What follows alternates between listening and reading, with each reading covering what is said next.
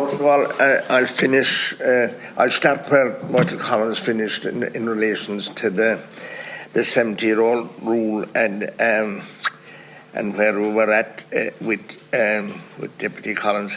I spoke to him before, Mr. Kent, and on this issue, and I'm very concerned about it. It's a kind of an ageist rule, and you went as far as saying there that RSA or some group were saying that he'd be derelict in age duties, or if he allowed 70-year-old drivers or beyond 70-year-old to drive. But what I have to say to those people, what about all the other 70-year-olds that are driving children to football matches, driving to swimming, and to all the other events, and all the other 70-year-old drivers that are driving in many instances. There was a driver in Tralee driving up until the other day, driving all over Ireland.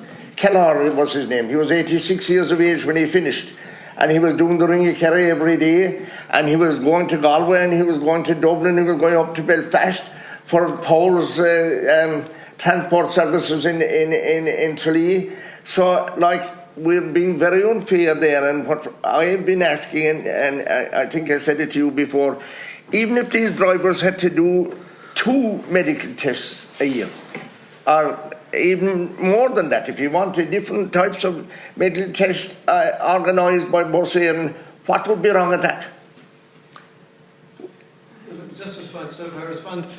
Just to make sure that you captured correctly, the RSA didn't say that we're derelict. They produced a report that when we read it, I believe that given the risk there's a concern. But I do want to just say, look, what we're trying to do is to be pragmatic here as well. Now, 1/3 of what we deliver through the scheme are delivered through vehicles that are under 8 seats, small public service vehicles.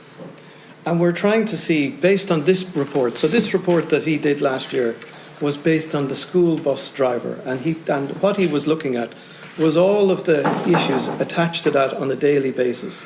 And of course, what he's not doing is trivializing anything in relation to it. So somebody might be out there who is fit today, and I would fully regard them. And by the way, what Bus Éireann is doing is not any different than, say, the Rail is doing or Dublin Bus is doing. We're all trying to just address a policy. There's no such rule in the USA or in the UK. No, and nobody is operating a scheme of this size, as far as I know, with 10,500 routes. That for us in the UK. So our issue is that we're trying to just manage it safely, and so far we're doing okay on that. What we are looking at is for those 3,000 vehicles maybe 3,000 vehicle taxis, we're looking at a piece of research to say, okay, they're a smaller vehicle and there's escorts in that. Now, could we move and do what you're suggesting to maybe introduce a twice-a-year medical and move that age maybe from 70 to 75? We're going to try and get a piece of research that would inform a move that way, that we could dip our toe in the water in doing it.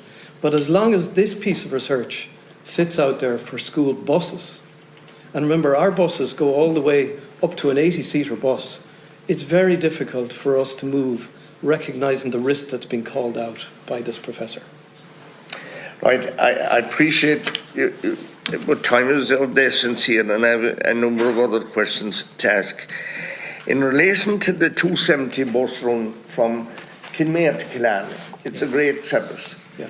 But I'm asking, have you any notion in the world of developing bus stops, proper bus stops, where the bus can pull in and where it is set down and a bus stop sign saying here, we're stopping here, we're picking up here, and we're leaving off people here. We don't have that along this road, and some bus drivers won't stop, and the bus goes whistling by, and the bus is grand, but there's nobody who can't get on it. Yeah. And get off it. Well, it have happened that a person was taken 4 miles down the road beyond where they wanted to get off, and the mother had to follow him down, a young girl, into the middle of the wood till he found a place where he thought he could stop. Now, 99% of the drivers are fine, but they'll always get one for that. I can't stop here till I'm safe. Yeah. So I want that rectified, and he must develop proper stops where the bus can pull in. This is the place. Then I have another issue in Fan 4. There's a bus going to Tralee from Killarney every hour, and there's a bus coming from Tralee to Killarney the other way. So there's a bus landing there every half hour. They're parked inside in a busy chemist yard, and the people that are bringing people to the bus. and people waiting for to collect people off the bus. The man's yard is full all day with people waiting for picking up or bringing people to the bus. Down the road 50 yards is the railway station in Fan 4, where there's a shelter and everything. For some reason or other, the buses won't or can't go into the railway yard where everyone else can go in, but they won't go in. I'm asking you to take the traffic and the bus stop out of the middle of Fan 4 village. Just hold up the traffic. I'll check that. What? I'll check that. I want you to check it out, please. It's a very serious matter. And then we have an issue. All the summer we were trying to get a bus room going for children in the Headford Barradoo area. And they had only 9 children and only 10. But lo and behold, about the last week of August, we found a 10 child. But we thought, no, we must wait till next year. And probably there'll be one of the older ones gone next year. But if we could get, we're left behind. And look, I thank the people that are operating the bus services, the personnel in Tralee and Limerick that are over Kerry. They're doing their very best. But I want those issues targeted and sorted out. That's what I'm up here for. And that's what I'm asking this morning. Yeah. And along with the 70-year-old rule, because it's not fair, it's ageist. Okay. Thank you. And people are living longer, people are healthier, and that has to be taken into recognition. Thank you, Deputy Healy-Rae. Thank you.